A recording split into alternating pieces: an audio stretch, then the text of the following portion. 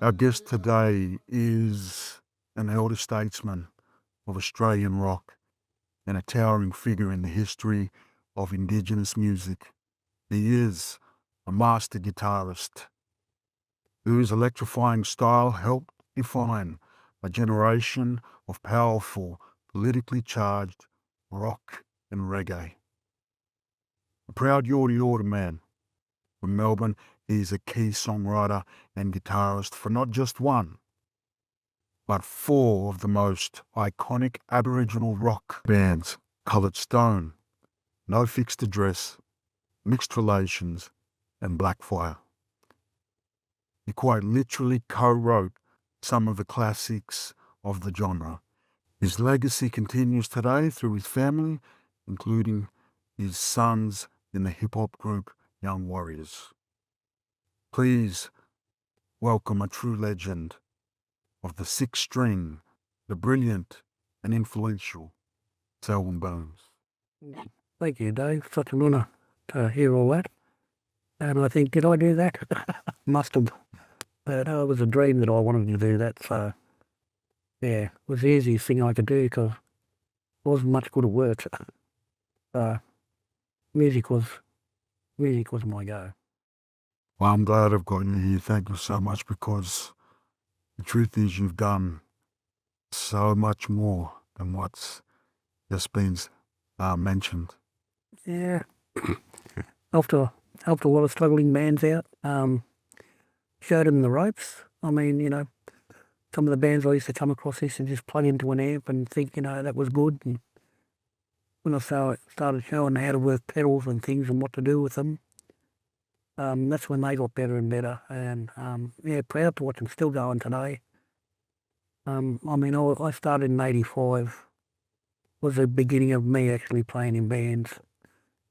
And that was Alice Springs, and we did go up as Mixed Relations, but ended up as Coloured Stone.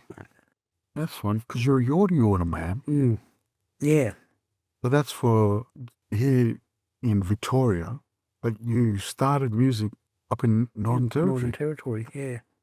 How did that happen? Didn't get a break in Melbourne, and there wasn't really many bands that were here in Melbourne.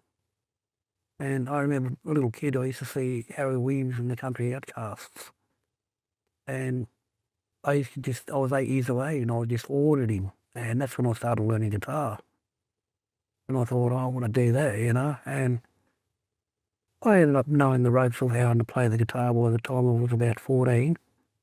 And then I just left it. I wasn't worried about it. And a friend of mine said, "Oh boy, any guitar you want if you teach me." And I was like, yeah, why not? And I've always had rubbish guitars, things that are only worth $40 and $30 or in the op shop, pick one up. And he bought me a beautiful 335. And as soon as I felt that guitar, it was a whole beginning for me. I started wanting to write stuff. And so instead of playing covers, which I was doing all the time, I started playing original music. And the thing I loved about being with Coloured Stone was the lead guitar singer. He wasn't very experienced he was the drummer. So, you don't have a drummer play guitar. That's what he ended up doing. But he played the guitar like he was playing drums. He belt it instead of strum it. And so he let me hold the reins. He's like, all right, I've got this song. What can you come up with to it? And so he let me hold the reins and develop all those melodies in, for like Dance and Moonlight, I think, put Coloured Stone on the map. And put a lot of other bands on the map because they never seen a guitar that could do like 5 V-breaks and that, and every one of them had to be different. Coloured Stone was the first. Yeah, and it inspired a lot of other people. And I remember playing in the Outback. I still don't understand, how do we end up in Northern Territory in the first place? Well, Bart Willoughby, I did the last few shows in No Fixed Address, and Bart wanted me to go over to London and play, but everything was already planned. So somehow Bart from up there knew about you down here. I know, me and Bart used to knock around there. I used to go and watch No Fixed Address all the time. And No Fixed Address before Coloured Stone? Yeah. So, and then I played with No Fixed, and then Bart went to London, and when he come back, No Fixed and split up. And he come straight to me and my door. He go, right, man, you're going to do music. And so we hung around a little bit, and we were doing just solo shows. We played the Rock Against Racism Powerhouse. We did the last couple of shows there with Robbie Thorpe and that being all the announcers, and Gary Foley and that. What year are we going back to now? 84, 83, 84. And then at the end of 84, 85, I said to me, come on, let's go to Alice Springs and start a band. We'll get good money. And so he recruited John, which is his cousin, and Mackie Comey, which was the bass player of Colour Stone, and John was the bass player of No Fixed Address, the original, from Wrong Side of the Road. And because I never met those guys, but knew their music and knew who they were, and I was like a little kid, like, yes, really? Give me a lolly, Joe, I'm going, come on. And so I ended up, getting rid of half of my stuff that I had, cars and stuff that were possessions to me, and realised, all I need is a swag, my guitar and an amp, off I go. And we got to Alice Springs and we put ourselves name down for the jam night. And we played 3 songs. They said, you're only allowed 3 songs. And okay. We played 3 songs on the jam night. And the band turned around and said, we can't top that. Can you keep playing? We'll give you the $500. And back in them days, no bands could play in the pubs in Alice Springs. It was all outdoor, especially Aboriginal. The white fellas, they were fine, they could play. Were you even old enough to be in a pub? Yeah, I was old enough, yeah. Actually, I looked that young. People used to say to me, you 18? I was like, no, I'm 25, get out, smart ass, Well, I am. Pull out my old birth certificate and show 'em. You were the oldest. I was the oldest in mixed relations, yeah. And then, well, anyway, me and Bart got to Alice Springs and we ended up going to Broome back as Cold Stone and just travelling to there and back. And when we got to Darwin, we played this pub at the Nightcliff Hotel, and you could fit easily 500 people in there. We played that night and there was 15,000 people turned up. And that was the first and last time that Colour Stone played in a pub in Darwin. Everything from then was amphitheatre to fit the crowd in, because we'd be pulling 16, 20,000 people. I think in the end there was like, I think one time we played there was a good 30,000 people there at a long weekend called a Sing Loud Play Strong concert, and they had every Aboriginal musician on that stage. They had old Frank's father, old Kumajay, Yama, bands like Amunda, Sunrise, Yuthi Indie, all of those bands. They were all there at the beginnings. In the 80s? This is in the 80s? In the 80s, yep. And then I got close with Yuthi Indie, with Dr. Yinapingu, and he taught me a lot, and I taught him a lot, and helping with Yuthi Indie, because I knew Stewie and Cal Williams and Stuart Callaway, because they were in a band called Swamp Jockeys, and I'd work with them. They ended up being the bass player and the lead guitarist of Yuthi Indie. Yeah. How many years did College Stone go for? Well, I was with them for 8 years the first time, and then I retired for like 20 years. I brought a family up. Because people got to understand, Yeah. 8 years in the music industry, Yeah. and like you could be doing, who knows how many gigs a year? Oh, how many more bands would have been there if I hadn't stopped? Yeah. But I stopped to raise a family of myself, 5 children, and didn't play for years, and Bart kept humbugging me, and I ended up getting back with Cullen Stone. It's been another 10 years. Oh. And I remember playing up in Maningrida, and a fella there named Ben Pascoe, he was the Sunrise lead guitarist, and he came up to me and he said, when you left Colour Stone, he goes, we all believed that, that's the day the music died for us, because there was no one we could follow, and there was no inspiration for us. You were our inspiration. And it was funny because when I played sometimes, I had Aboriginal men would come up and put their ear right up to the speaker, and we were loud, and then they'd look around and they go, that's really him playing. That's not, because they'd never seen, only on Countdown they'd seen these wild guitarists and stuff. They never see it in their face. Wow. Back then it was all picking, it was all country and western picking, the shadows, and they loved all that stuff. On one hand, that gift of music that you had for everyone, just like yourself, you were inspired by people in your past. But on the other hand, you got to also you wanted to start a family. Well, I had a beautiful family. Where did you take the time off? Where did you go and settle for that time? Well, I got given a full-blood woman from Alice Springs by a very prominent painter by the name of Clifford Possum. And he was just asking me a story where I come from, and he said, "Are you Moral?" And I didn't know what Moral meant, and he said, "Moral is, are you Aboriginal? Are you black?" And I'm like, yeah, but mob, we're all this colour now. Not many black people down there now. And he wanted to put black back in more. So he said, "That's your wife." You were given a wife. How did you receive? Well, I was a bit shocked because I already had a wife and my oldest son. And I tried to explain to the old man, I've already got a wife and child. He said, "Don't matter, you're black or white, you can have 2 wives, 3 wives." I thought, oh no, I've seen 2 women in the kitchen. It don't work. How did that work out? It didn't. My love of my life left me, and that's why I wrote "Who You Love, Babe." That's about my oldest, beautiful song, and that's the way I felt at the time. And she inspired a few songs. "We'll Come Round," another one that was on Cold Stone album.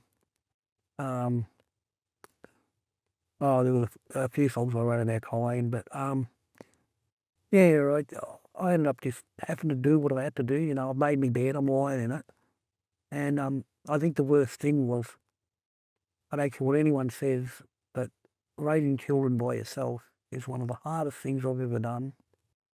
Not having any guidelines, or there's no book on saying how to run this or how to run that. Putting them to school and washing their clothes and cooking their feeds and making sure they stayed out of trouble.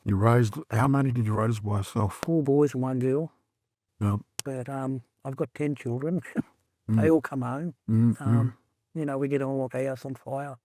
Yep. I've never had to have a fight with my family as in fists or anything like that. And, I taught them music, and they're great little musos themselves. Yeah. Well, can we go back? I can imagine in your home there'd be guitars around the place, musical instruments they could pick up. Yeah. Well, was it like that for yourself growing up? Yep. And why and how? How was there musical instruments around? Because I'd retired from music and been at home, when Youth Indie come down, instead of staying at the motel, they'd all be at my place. Yeah, I understand. And the kids were all brought up around that. And they were brought up with a lot of musicians, like Shane Howard from Goanna Band, another band I played with. They'd all used to come home. My kids used to be around some of the best musos. We used to sit down and jam, that's what we did. And that's what my kids, my oldest son, Jimbo, he didn't want to know about it. And my oldest son than him, Najik, wanted to. And anyway, Jimbo went back. I went away. I was supposed to go for a month to play with Cold Stone. I ended up 6 months away, and Jimbo started missing me. And so he's pulled out all my guitars and all the stuff that I had. And the next minute he started playing. And when I come back out, and, "Oh, Dad, I taught myself this, and I taught myself that." And I'm like, "Oh, wow, cool." And then my older son's like, "Did Dad teach you?" And he goes, "No, Dad told me if I can hum it, I can play it." And that's how I learned. I can't read and write music. Well, I can write it, but I don't. I can't read actual music like these notes and stuff. I can't read that. And so I think being self-taught was, not having no rules and not. I didn't sound like any other guitarist, and I didn't want to be them. When people say, "Oh, you should be that Michael Jackson, you do that good," and I said, "Well, it's already been done." Well, how are you going to top that? You can do a nice rendition of it, but it's not you. Yeah. Whereas I want to express myself in music and my feelings. And I know another thing too, that if I talk to somebody about our culture, a lot of people weren't interested. And you put it in the music, everyone stands and listens. Because if you've got a good melody, then they'll want to know the words. And that's when I realised we can do it. We can take this to the far ends of the universe. And to me, music is a universal language. And it's definitely can be used as a tool. And you can get your message across. And you certainly have done that. Yeah, well, I've had French people say to me, "I don't understand your words, but we can understand the music. It's brilliant." and we want to know the words. Well, they do, but we'll be singing our culture and saying things like Kamaragunja and that. What's that? Mm. And be the Yorta man. And my son's actually learned all the Yalupna language. He's still researching it, and he can speak fluent Yalupna, which has been long gone from family. Did you come from a musical family? Yeah. My grandmother, Margaret Tucker, she used to play spoons. That's your My mum's mum. mum's mum playing spoon. You have memories of this? I have memories of her playing piano, accordion, harmonica, spoons, piano. And then I found out my mum, she went to the Abbotsford school. Her father was in the war. He was one of the rats of the book. And he paid for her education. And I found out that mum could play practically every instrument. She could play cello, violin, guitar. In fact, my mum taught Jimmy Little how to play guitar. Cause he always wait for mum, because when mum come back from boarding school, she'd stay with Auntie Floaty on camera. Auntie Sophie, sorry, Briggs. And she'd... Jimmy Little would be waiting out the front, and as soon as mum would get up, and Mommy, where's the guitar? And that was the one I broke, the 1915 Gibson guitar that belonged to her father. And I broke that when I was a kid, so I always wanted to play music. I broke that when I was like a year and a half. I was a year and a half, you're old. Told to stay away from a guitar. Yeah, they'd crawl into it, and just, as I'm pushing on it, and the neck just snapped, and mum ended up throwing it down the tip, but little realised we could have got that fixed, and it probably would have been worth $1 million now. Unbelievable. Yeah. What's your favourite guitar these days? I've got a Rolls Noyce. There's a bloke named Rob Noyce in Ballarat, and he made some beautiful guitars, and they're handmade. Australian made, handmade guitars. Yep, and he's my Rolls Royce because, I don't care about Leo Fender or Gibson. They are fine guitars, but when you hold this thing, it's like your third arm. It's a piece here, and that's how I made it. And the only other guitar I play is a Paul E. Smith, the one that Carl Santana plays. I've got it exactly the same one as his. And with those two guitars, I don't use many others, and I have plenty. Yeah. But I'm starting to downsize them now, which I'll pass a lot on to my kids. And I'm thinking of signing a couple and leaving them at song lines, so they've got something on the wall as long as no one pictures them, or maybe dedicate some to the Black Pearl. Oh, yeah. Yeah, just because I think it's selfish if you have this music and you've got nowhere to teach somebody if they want to learn. And always said, share what you got. Because, when you share with someone, you're always going to share back something. And it's a learning thing, and so I haven't got no clue. I mean, if I had the strength and energy, I'd start my own little guitar school and start teaching bass, guitar and piano and stuff. Well, that story you told about that first guitar you got for teaching somebody. Yeah. That was just, I wasn't looking to be a muso in my life. I didn't know where I was heading at that age. But you must have been a good player even back then. Someone thought you could teach them. Yeah, I had no rules. I wanted to be able to play Jimmy Page from Led Zeppelin, so whenever I played music, it was flat out like that. But when was it first evident, like to not just yourself, but others were noticing you could really play? I never felt confident until about 2 years into playing with Colour Stone. I was proud that we did our first album because all I wanted to do was do an album. And we actually did that when it was still vinyl. Yeah. So I was proud to do that. And then when that finished, I was like, oh, well, I've done it now. It's all over. And it wasn't. I ended up doing Bold as a Rose and Crazy Mind with Colour Stone. And then I got back and did another album with them all those years later. Yeah. Had to learn everything in 3 days. Yeah, well, that says a lot to be able to do that. But yeah, I like the challenge because I was up to it. That's right. Yeah, there's challenges that if you push me, I'll do someone asks me to do it. Okay. Yeah, put me on the spot, I'll do it. But it's interesting. You've done so much. And when you say 2 years into have been with Coloured Stone, that's when you started to feel confident. Yeah. But there's this big amount of time and you've been doing it, I've felt the same. You know, it took me 10 years to believe these fellas that told me I could sing. Yeah. You can't hear yourself overnight. And I didn't really take notice until, established other musos come up and go, oh man, you're great. I mean, I remember being with Tommy Emanuel's brother, Phil Emanuel. We were in Tamworth, and I didn't know who he was. I knew his brother, Tommy. I not knew him, but I've seen him play. I thought, what an amazing guitarist. Who taught him? Little did I realise his older brother didn't. So when I was knocking around his older brother, and his older brother was down to earth. Yeah. How does one get better? Like just really get to that next level in their musicianship? Like obviously you've been playing and gigging a lot. They say getting your chops, but besides gigging, were you actually working hard at it in your own time? No, it was just everything was easy. And confidence, I was a confident player. I never thought I'd going to get up there and, like I do still get butterflies when I get up and play, but I know after the first song we got them. It's just the roar of the clap at the end or the people yelling or whistling. You got them on the first song.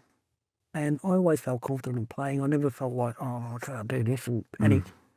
And even if I made a mistake, I'd smile and people would go, oh, that's a new part of the song. But only I'd realise I'd made the mistake and no one else, or the band would realise they made a mistake, but the audience didn't unless you show it. Yeah. Like, we're going to stop and start again. Tell me when you took that break, right? So you're with Coloured Stone and you take time off to have a family. Yeah. When you come back, are you noticing that the industry's different? Anything different about the audiences, the shows, the venues? We were starting to get listened to. Our points were getting across, and until about 2006, I stopped playing in 1991.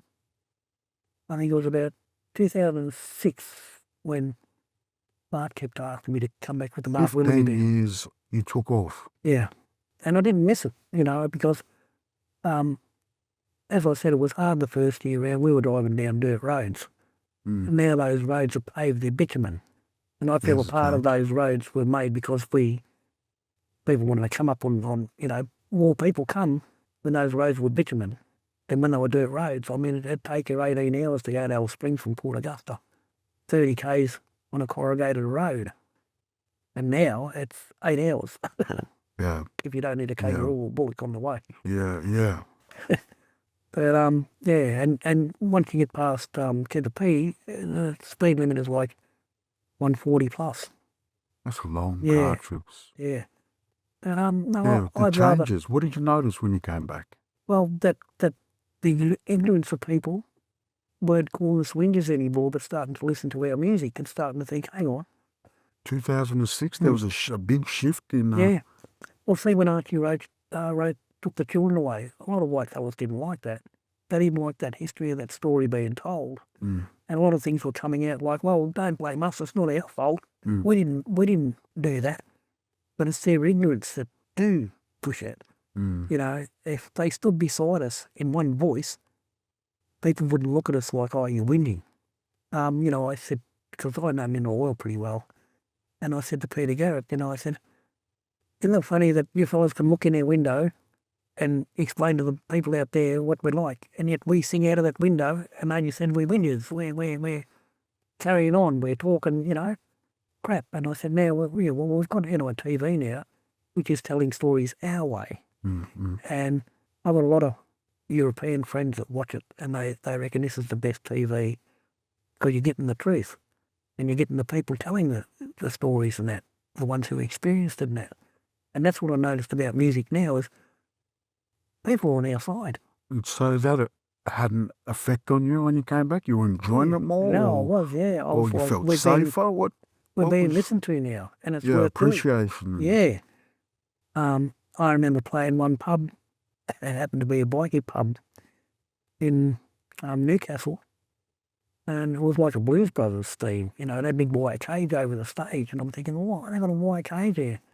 When the crowd filled up, it was all bikers. And they were yelling out, "Get off stage, you black so-and-sos," and every dirty word under the sun. We didn't know what to do. I just looked at the lead singer and I go, "That's me, like, not now, not now." I said, "Play it. We got to win these fellas over. They'll throw bottles at the stage and all." What was it about that song? Did it Well, work? it was the 5 lead breaks, the mad guitar. And you know, when bikers see a black band up there, the first thing they think is country and western. We're not going to put up with that crap, you know. So, Oh, so you hadn't even started. Yeah, no, we hadn't even started. We got on stage and we were on the Gamilaraay Colour Stone tour. Yeah. And so we bursted out into Dance of the Moonlight. Next minute they just shut up and they just stood there and bang. And after our set, when we finished, the president of those bikers come up to me and got me in a headlock and he goes, "You little bugger." He goes, "We thought they were going to come out and play country and western." He goes, "Yeah, better than AC/DC." And that to me was like, wow. You know, so there's a bunch of rough and scruff people that want to kill. Yeah. Next minute we had them in the palm of our hand loving us. And the finale of that concert was we'd get up at the end and we'd do, the encore was 5 songs with Joanna Band. And so they'd do 3 of our songs, or 2 of our songs, and we'd do 3 of theirs.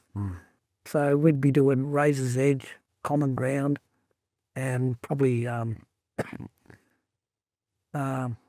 Razor's Edge. Yeah. And when they seen both bands together, black and white, it was like, there was no separation. Everything was together. Okay. Everything was spot on. And that's what I wanted, the harmony of that, bringing black and white together and telling a story together. And yeah, so little things like that just wanted me to continue. And you did with Coloured Stone. Yeah, Colour Stone, and then Blackfire. So Coloured Stone, you stopped playing there and went somewhere else? Well, that's when I took a break from music.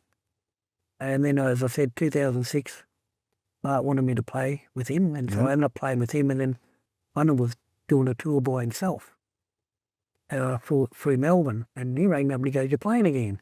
And I said, "Yeah, the kids are all grown up now. You know, I can leave the eldest son at home looking after the rest. We're right."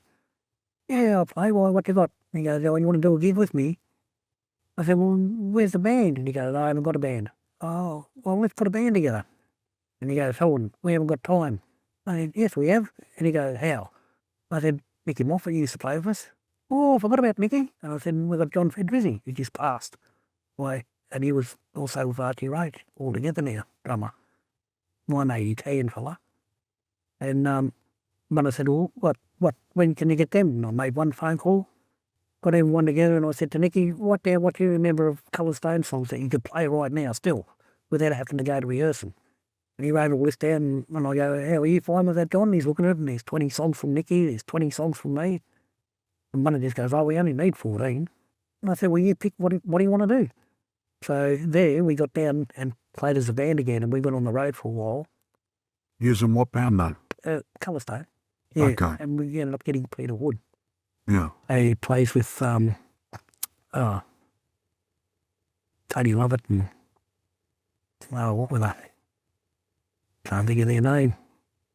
Stray Black, sorry. Yeah. Right. So we got Peter Wood playing drums and actually got Hall of Fame in Darwin, Colour Stone. And at the same time got Hall of Fame in No Fixed Address. And now I've got Hall of Fame because of what I did in Melbourne. I got Hall of Fame on my That's right. Yeah. So that was an honour. And then I just recently got the Archie Road Footprint Award, which I thought of isn't that strange? I'd put a band together called All Together now and took Archie up to building bridges, and all of a sudden I'm getting these Footprints Award. And someone says, "It should have been the Selwyn Footprint Award." And I said, "Oh, well, Archie did a lot."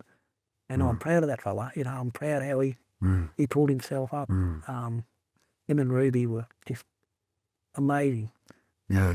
There's those lead singers that are, at the front, but I can tell you we wouldn't be nothing without those band and some members, of those songs that never have happened.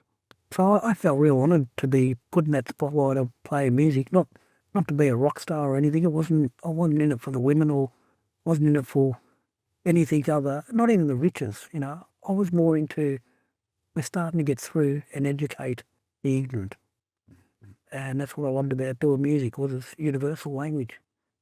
Even if you can't speak English, you'd still love what we're saying. But tell us, what was after college time then? What was the next step, and what year are we at now? Well, I was stuck with Willoughby, and it was funny, we ended up getting No Fixed Address back together. And last year I was in London with my son Jimbo and Rick Harrison and Bart Willoughby, and Rick and Bart are the original members. But then they reminded me, don't forget you played with us all them years ago. And I said, yeah, but there was only one or two concerts. I don't class myself as a No Fixed Address muso. And they said, we are. And then the one to come in was Jimbo. And Jimbo playing bass. And we played Wales. We played Birmingham. And it was an experience to go overseas. Here I am in London with my son doing music, you know. What better? How many fathers and sons or fathers and daughters get to play with their children? Yeah, yeah. And I put a band together called the Burns Bastards. Right. And it was three of my sons playing. I had Jimbo on rhythm guitar. And my other son, Nachi, he was playing bass. And my other son, Darren, he was singing. And, and just the three of them. And I had a young nephew from Alice Springs, and we got up and we done a couple of Wumpy Band songs, but we didn't do the ones that were the hits of Wumpy Band. We did the language songs, so we sung them in language. Yeah. And people were freaked out that here we are singing, you know, and they're going, how can you know that language? Oh, I grew up out there 10 years.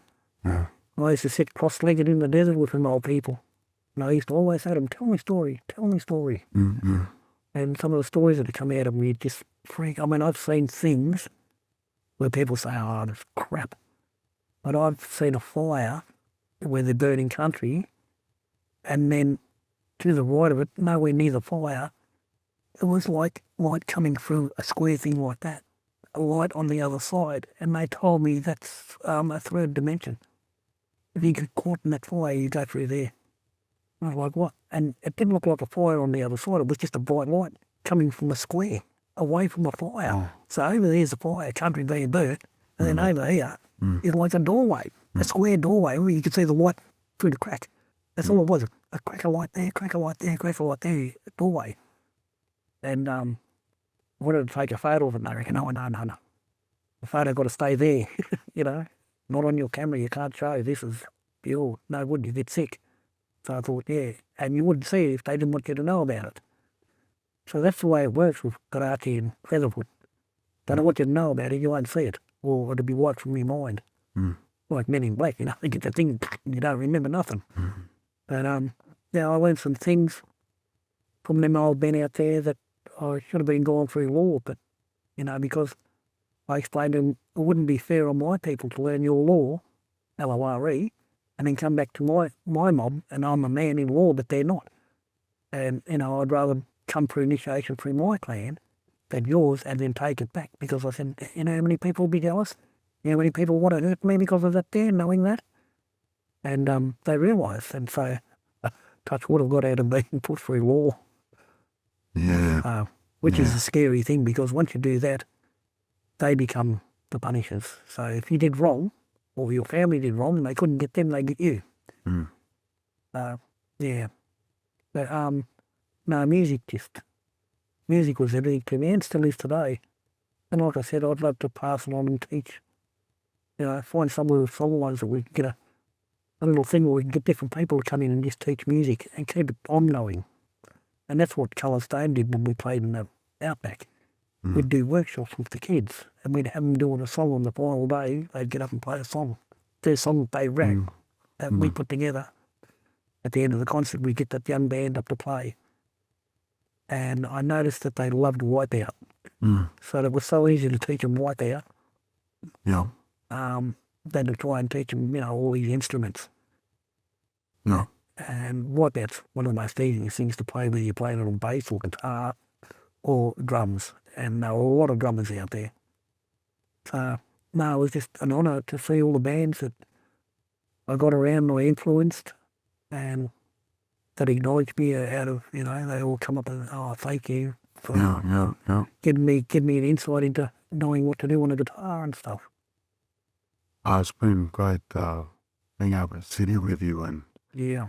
I we haven't spoke about it yet, Blackfire, Yeah. and what your story was there. But I'll also, after you finish talking about Blackfire, we'll talk about how I've connected with you guys. Yeah. Well, Blackfire again. They kept asking me to come and play, and I'm still retired. I was retired about, I think Blackfire got together in 83, so I finished in 81, and the only way they got me out was for the funeral fund. We go and play the Aboriginal League and raise money. And that was the only reason I come out, all right, I'm going to do it.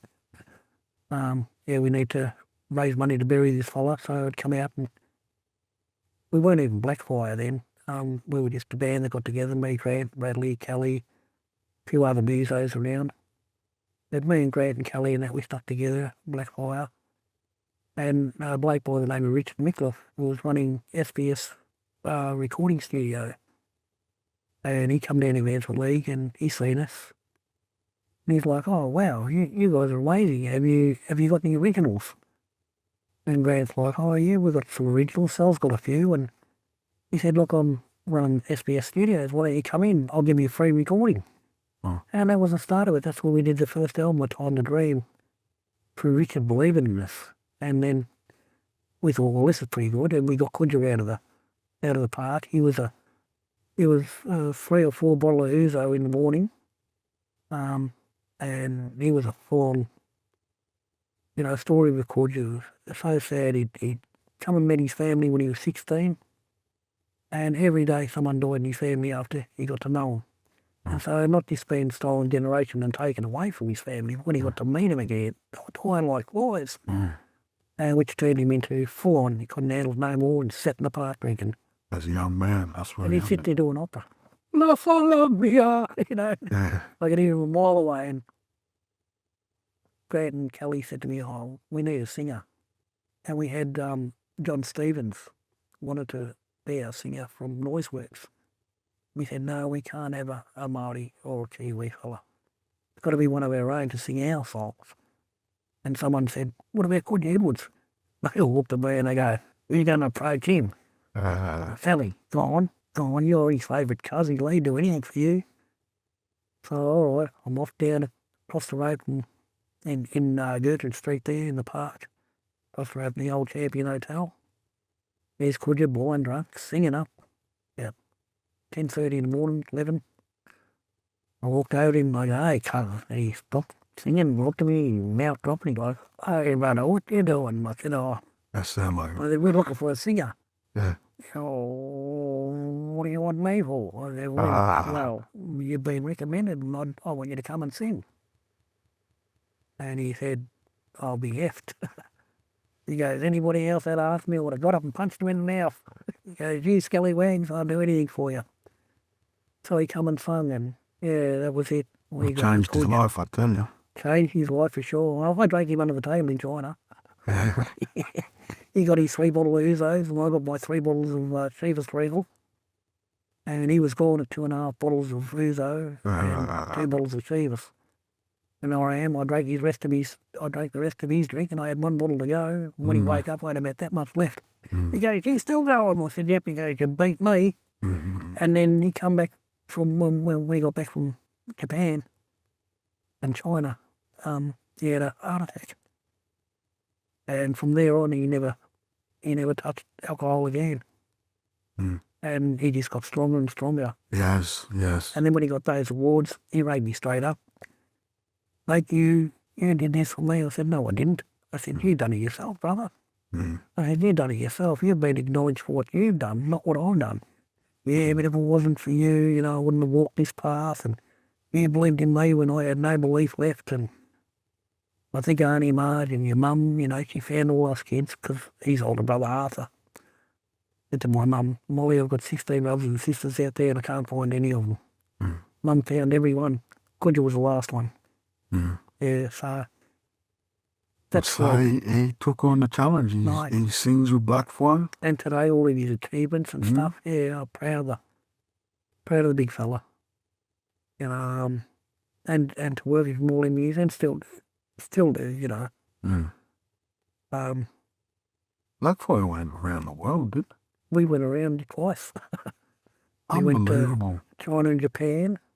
What was it that made it work? Was this I don't know. I just think we that were saying guitar? things positive and, you know, not holding back. Positive songs. We were playing positive songs, you know, not, well, you know, Stricken Land and that, giving the insight of Stricken Land. And, I mean, Each Love Babe is a love song. That's a great song. That, everybody loved that song. And, you know, there was Big River and stuff. There was songs that I was sleeping and within 5 minutes they were in my head and I just got up like and started playing the guitar and all the words were in my head. Big River was one of them songs. Stricken Land was another one. And I'd wake the boys up at 4 or 5 in the morning. Mate, hey, oh, scallywags, I'm sleeping. Brand, of course, he's working for the unemployment office. He was the CEO of the Aboriginal Employment Office, Centrelink. And, of course, Bradley and Kelly and Kudja, well, not so much Kudja just retired from the health service, but Bradley and Kelly are all medical workers.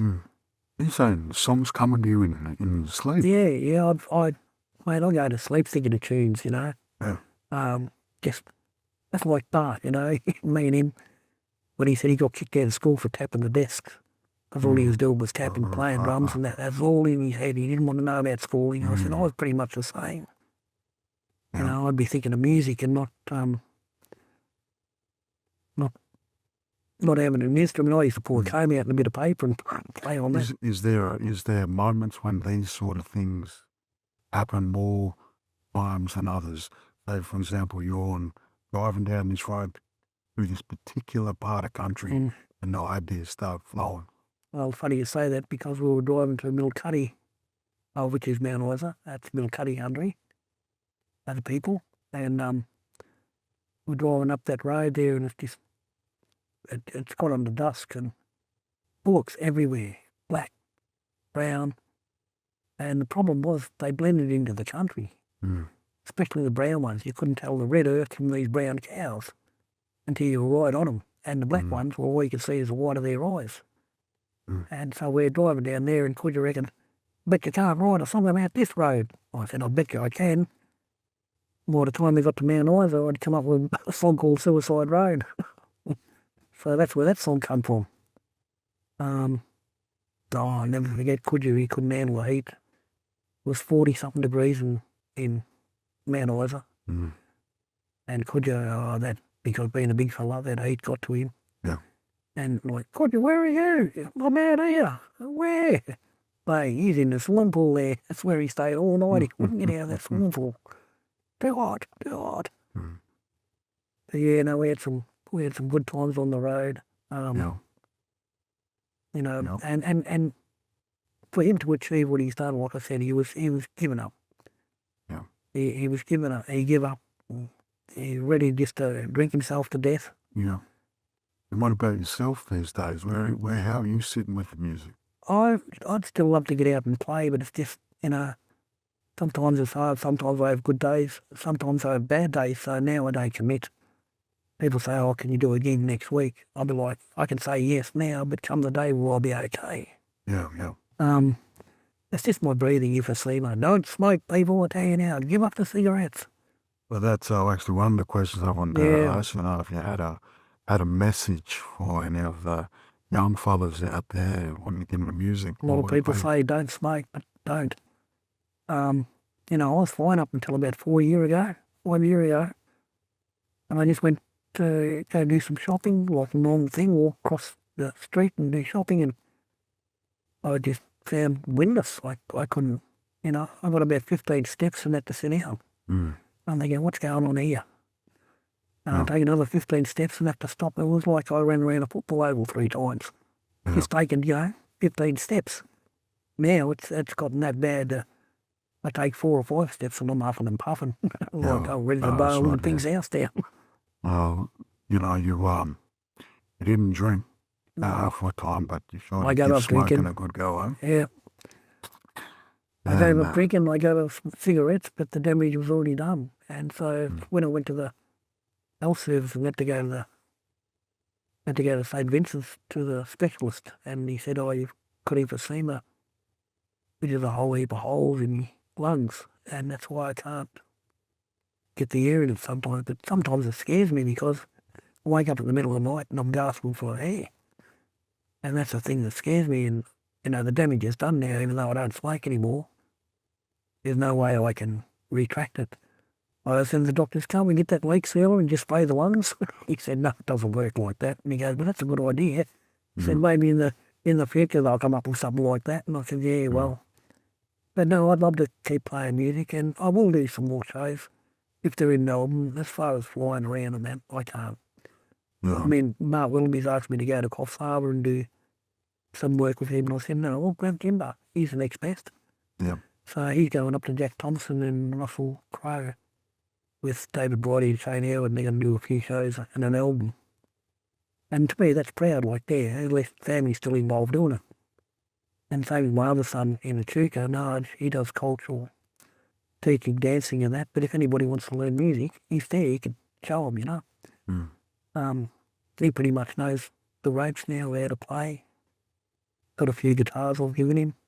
Well, I hope there is more gigs to come from you. I hope we do get the more students too that learn this craft from you. And I really do hope there's a few more tunes that you can write for us as well. Oh, no, I won't stop writing. I'll keep writing even if I pass along to the kids. But they'll know how to do them exactly because when they pick up things straight away. And they don't do it their way, they do it my way. And so they say, oh, Dad, if I wrote this, I'd do it this way, but it wouldn't be as good. And I said, well, you don't know that. But I'm proud of my kids. They are certainly coming up in the world. Yeah. And a lot of other young kids around them, really look up to them. So I'd like to pass on your message to, you've got so many experiences, so much knowledge, but I'd love to pass on to people that I come across that if you can hum it. They can play it. You can play it. He's got to find that first note. Yeah. I want to say thank you so much for coming in and doing this. Thank you for your music. It's such an honour and a pleasure working with you too, bro. Yeah. And you're a fine singer yourself. I mean, when I heard you, I first thought, that's not good, yeah. Jesus sounds like him, but no, he's got his own uniqueness as well. And then when Kudja goes to ask me about you, he said, what do you think, Sally? I said, brilliant. And he goes, really? And I go, well, he's not you. But we're not the next best. So I said, I'd love you two guys to work together one day. And maybe Kudja will come back and do Blackfire. But only his commitment, he's got that much going on. Yeah. That Kudja? Yeah. I'd love to get you back, brother, and do something together. Just sign off, I suppose, as they say. Yeah. But sign off as the beginning of a new era. Again, thanks very much. Thank you, brother. Thank you. Appreciate it.